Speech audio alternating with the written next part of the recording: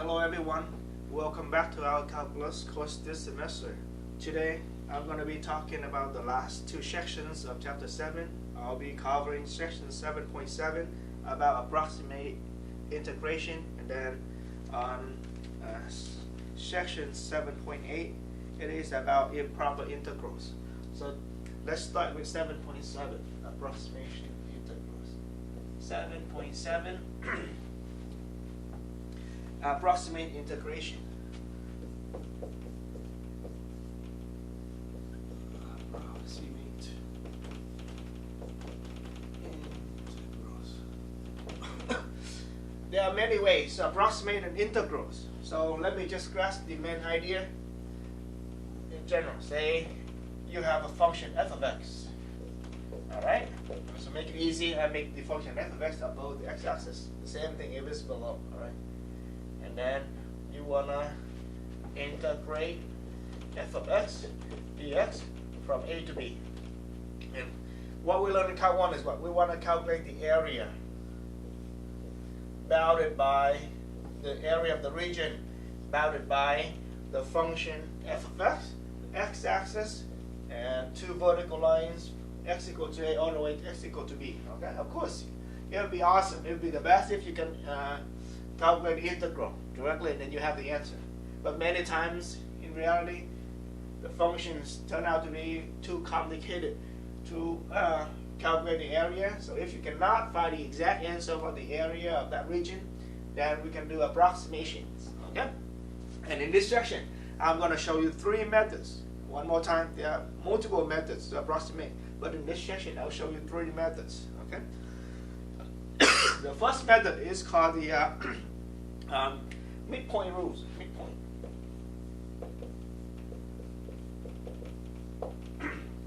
So the idea for this method is that we're going to chop that region into many columns with the same width. All right. So let me use a different color, red color. Okay. So from A to B, I'm going to chop it up into n columns. Dot dot dot dot dot. Okay. So n columns. 1, 2, 3, all the way to n. Okay. So let me call the first point right here, make it easy, cause x0. And then the second point is x1, x2, x3, dot dot dot. And the last one gonna be xn. Of course, the point right before it's gonna be x of n minus 1, so forth and so on. So this one gonna be xn minus 2. Okay. So first of all, the idea we're gonna chop it up into n columns. And then we're going to calculate the area of each column, then we add them up. Okay.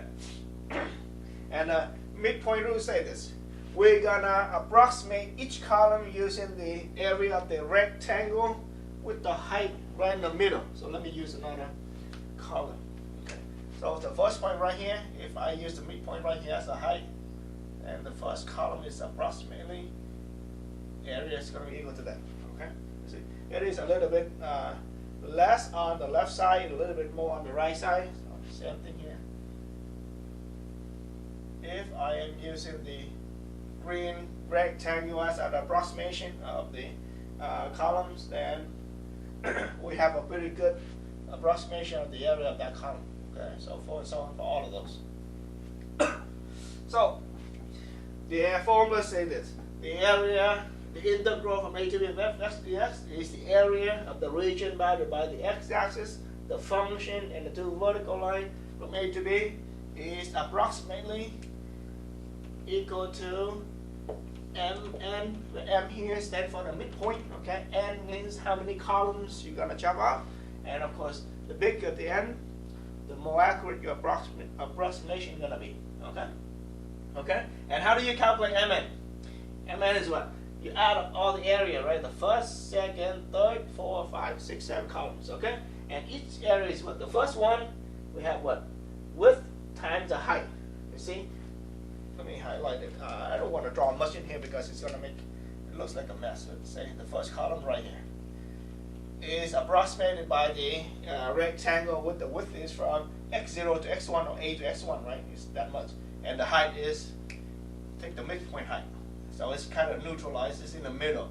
It's higher than the left bar, but it's shorter than the right bar, so it's kind of in the middle. Okay, so let's call the width right here. So we chop it up into n column with the same width, and the width called the delta x is the width.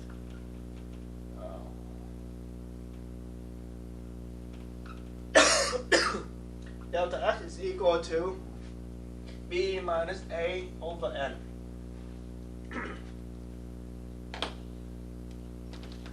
Okay. This delta x right here. This is from here to delta x. All of them. The width is delta x, and the height is what? Midpoint. So let's use the book notation denoted by x bar is the height, right? So the first one is x bar 1, x bar 2, x bar 3, all the way to x bar n. So, n of those. This is x bar 1 right here, x bar 2 right here, x bar 3 right here, all the way to that point is x bar n. So, in general, let me call it what? Oh, we can write it this way. X bar I, and then I is 1, 2, all the way to n. Okay? X bar I, okay? It's in general, and I runs from 1 to n. Okay? So how do you calculate x bar I in general? X bar I is the midpoint, okay? For x I minus 1 and x I. So x bar I is the average of those x and I minus 1 plus xi and then divided by 2. Think of an example. X bar 1 right here is what? X0 plus x1 divided by 2, right in the middle, right? Average. And then x2 right here, x bar 2 is what? X1 plus x2 divided by 2. X bar 3 is x2 plus x3 divided by 2. So xi average is what? Xi minus 1 plus xi divided by 2. Okay? So, the midpoint rule says that we're going to add up all the area of n rectangles. The first rectangle area is going to be delta x times f of x bar 1. Okay. This is x bar 1. This is the height times delta x. And then the second rectangle is going to be delta x, f of x bar 2. Keep going all the way to the end. Delta x, f of x bar n. You see that all the rectangle have the same width, so we can factor out delta x. That's a common factor. You got f of x bar 1 plus f of x bar 2 plus da da da all the way to f of x bar n. Okay?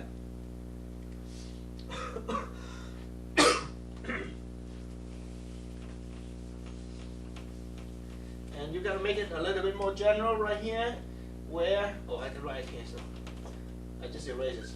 Where delta x is equal to b minus a over n. B right here minus a is the length of that line segment from a to b, and you divide it by n. You have the width. This is the width, I just erased it, okay? And then x bar 1 is what? x0 plus x1 divided by 2. X bar 2 is x1 plus x2 divided by 2. So forth and so on. In general, this is by 2. In general, x bar I is what? X of I minus 1 plus xi divided by 2. Okay? And A here is denoted by x0 and B is xn. The first point. X0, the last point is xn. Okay? And you know what?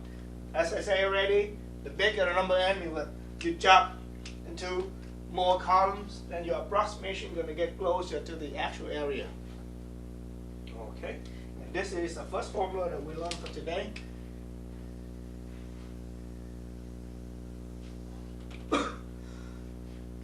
The next point is, I know that this is an approximation. Next question is, how close is the approximation to the actual area? Okay? And in other words, we are talking about the area that we may make when we do approximation. And the error of this type of approximation denoted by E, M.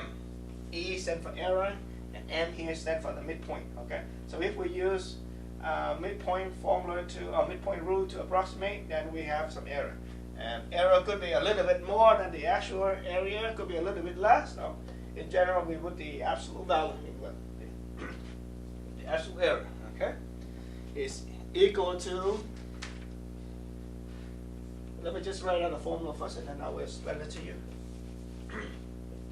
K times B minus A raised to the third power over, I think it's 12 n cube. Oh, square.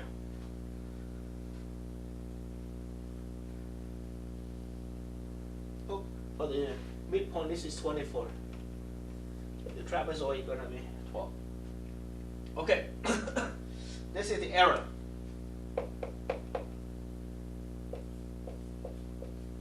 Error denoted by EN. Okay. So in here, B you know already. B is the endpoint. A you know already. This is the initial point. And N here is the number of columns that you chop. Okay, the number of columns you have. The only thing that we haven't know yet is K, and K is this. You know the function, right? You don't know the integral, but you know the function. If you take the second derivative of the function, and somehow you can find a constant, such that f double prime of x is less than or equal to a constant k. Okay? Of course, the smaller the k, the better. This is your choice of constant. You have to look for a constant k, such that all the second derivative of the function is going to be less than k when x is between a to b. Okay? Then you plug in the formula, you can have an approximation of the error. Let me put it this way to be more accurate. Less than or equal to means what? The error cannot be more than this. Because if you know the exact answer of the error, you know the approximation, you know the exact error, then you should be able to calculate the exact integral. But that's going to be no sense, because you will never know the exact error. All you can say is that the error is no more than this, is at most that much. That's what we can say. So let me give you an example of just calculating the error right here. I'll show you how we think of the k. Say I got a function. F of x is equal to e to the x, okay? And x run from 0 to 1, make it easy. 0 less than or equal to x, less than or equal to 1. Say I want you to approximate the integral of e to the x dx from 0 to 1. Well, this one you don't even need to approximate because you know the exact answer. But I just try to give you a simple example to demonstrate how to calculate the k right here. Okay, so I got what? F of x equals e to the x. F prime of x is still e to the x. F double prime of x still e to the x. Okay, when x is between 0 to 1, 0 less than or equal to x, less than or equal to 1, then e to the x is somewhere between e to the 0 all the way to e to the 1. Okay, so this is equal to e, and this is equal to 1. Okay, so f double prime of x, which is e to the x, is less than or equal to e, which is a constant. So I would choose k equal to e.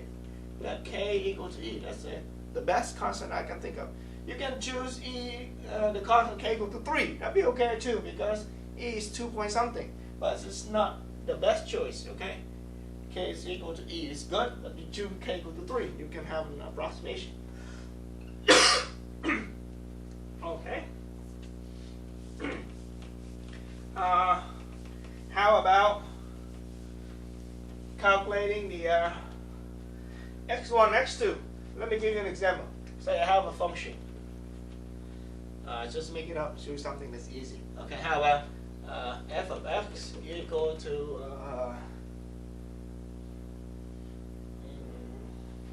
have an example. I don't know, let's just make up one then. How about cosine it? Cosine x. So cosine, I have to redraw it. Cosine gonna look like this. Okay. 0 right here, and this is pi over 2 right here. And you want to approximate this area. Of course, this one you don't even need to do approximation because you can find the exact answer. Integral of cosine x dx run from 0 to pi over 2. This is the region that you want to calculate the area. Let's say if you don't know this and you want to do approximation and say n equal to 4. You know what it means for n equal to 4? We have to chop it up into 4 intervals, right? So half, 1/4. All right. This is gonna be pi over 4. So this is 2 pi over. Right. So this is gonna be a pi over 8, right? And this is gonna be what? 1 pi over 8, 2 pi over 8, 3 pi over 8. Those are the 4 intervals. Okay. So for n equal to 4, you want to calculate the area of this first region, the second region, the third region, and the fourth region. And how do we calculate this? We apply the formula, integral from 0 to pi over 2 of cosine of x dx is approximately equal to m4. M is midpoint. 4 means chop it up to 4 columns. And now we have to calculate the midpoint of those. To make it easy, let me write this pi over 8 right here. This is going to be pi over 4, meaning 2 pi over 8. And this is 3 pi over 8, so this is like 4 pi over 8, which is pi over 2. Okay? And the midpoint, the first midpoint right here, called x bar 1, is going to be between 0 and pi over 8, so it's going to be pi over 16. Okay? So this point right here, with chum of pi over 2 is going to be, I need some room to write, so let me write down here. X bar 1 is pi over 16. And then jump over here is the average of pi plus 2 pi over 8. So it's going to be x bar 2 going to be 3 pi over 8 divided by 2. So 3 pi over 16. So x bar 3 going to be 5 pi over 16. X bar 4 going to be 7 pi over 16. So I'll calculate the midpoint right here is what? 3 pi over 8 plus 4 pi over 8 and then divided by 2. This is what? 7 pi over 8 and divided by 2 is 7 pi over 16. I do the same thing for the other point. Now this is x bar 1, x bar 2, x bar 3, and then x bar 4. Okay? Yeah, I want the 4 points. And just plug in the formula. So what do you need to do? Calculate the delta, calculate the x bar, and then plug in the formula. It's what? Pi over 2 minus 0 divided by 2. This is delta x. Let me just write the whole thing for you. Delta x, and what? F of x bar 1 plus f of x bar 2 plus f of x bar 3 plus f of x bar 4. Okay? Delta x right here is pi over 4 minus 0 divided by 2. Pi over 4 is right here. 0 is right here. Divided by 2, which is pi over 8. That is the width. And then time f of x bar 1 plus f of x bar 2. F of x bar 1 is f of pi over 6. F of 3 pi over 16, 3 pi over 16. F of 5 pi over 16. And f of 7 pi over 16. Okay?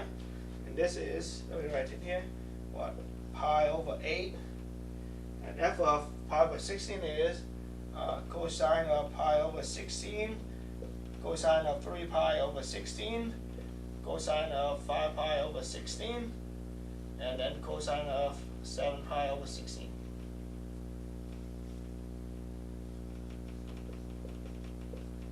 Plug in the calculator, you have the answer. And of course, you want to increase the accuracy. Instead of do n equal to 4, you can do n equal to 5, 6, 7, 8, 9, 10. The bigger the number n, the approximation is going to be more accurate.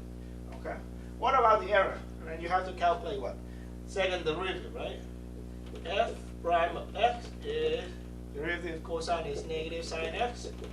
F double prime of x is negative cosine. Sine derivative cosine, so negative cosine of x. And x run from 0 to pi over 2. And of course, cosine run from 0 to 1, absolute value. Absolute value of f prime of x is going to be less than or equal to 1, right? Equal to absolute value of cosine of x, negative, is less than or equal to 1. So I would choose k equal to 1. That's a constant. You can choose k equal to 1.5 or 2. That's always be correct, but 1 is the best. Okay. So the errors is you use n equal to 4, and the error for your approximation, the errors, absolute value of error for the midpoint formula is no more than k times b minus a over was that 24 or 12? Midpoint is 24. 24 n squared, I think. Yeah. And then plug into the formula. K is 1, b is pi over 4, a is 0 over 24 times n is 4, right? So 4 squared. And you can say what? If I want to approximate the area of the function's cosine x with x run from 0 to pi over 4, and if I chop it up to 4 columns, then I know that my errors is, I think this is the power right here, cube. Yeah. My error is no more than this. Okay, and this one is calculated by the calculator. Now, pretty much. And similarly, let me move on to another method. I'll go through the formula and I'll show you the error formula. Okay, same idea, but just a different way to approximate.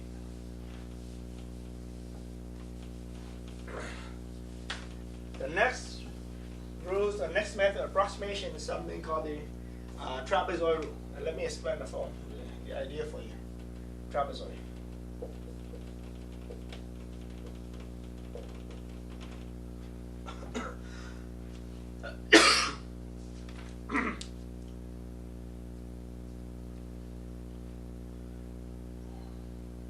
Okay, so what we have is, again, we're going to have a function. This is my f of x. Okay, and it runs from a to b again. A to b. Our job is to approximate the integral from a to b, f of x, dx. Same idea, we want to calculate the area bounded by the function on the curve and the x-axis, and then the two vertical lines, x equal to a all the way to x equal to b. And same idea as before, we're going to chop it up to n columns. Okay. Now, here comes the difference. Instead of using the midpoint and approximate the area of each column with the rectangular area using the height of the midpoint, now we're going to use the trapezoid rules. Okay, we approximate the area of the first column, say in here, using this trapezoid. You see this? Okay, so this is a little bit less. The approximation of the trapezoid right here is a little bit less than the actual area of the first column. Same thing, second, third, and then fourth. So this one right here is going to be a little bit more, and this a little bit more. Okay, so forth and so on. We add the area of all the trapezoids together, and we claim that will be the approximation of the area of the regions bounded by the curve and the x-axis. Okay. And this approximation is denoted by T n. T stands for trapezoid, and n is the number of columns. And as usual, it's first a right here, and then it's denoted by x0, and then x1, x2, x3. B here is xn, so this is xn minus 1, xn minus 2, da da da da. And delta x is the width of each column. Is calculated the same way before, is b minus a over 2. Okay, the difference is we don't use the area formula for rectangle anymore because we are not using rectangle. This time we're using trapezoid. And the area for trapezoid is what? The shorter base plus the longer base times the height divided by 2. Area of trapezoid is calculated as the height over 2 times big base plus smaller base. Okay, this is the height. This is 2 bases. And this is what I'm talking about. This is the trapezoid. Okay? And this is small b. This is big B, and this is the height. Trapezoid is a equilateral shape that got two opposite sides parallel to each other. The other two opposite sides is free. Okay, and the height is the distance between the two parallel bases. Small ones is denoted by lowercase b, and the longer ones are denoted by the uppercase b. So this is the area for the trapezoid. So if you look at this way, this is gonna be the one base, and this side right here is gonna be another base, and the height is gonna be delta x.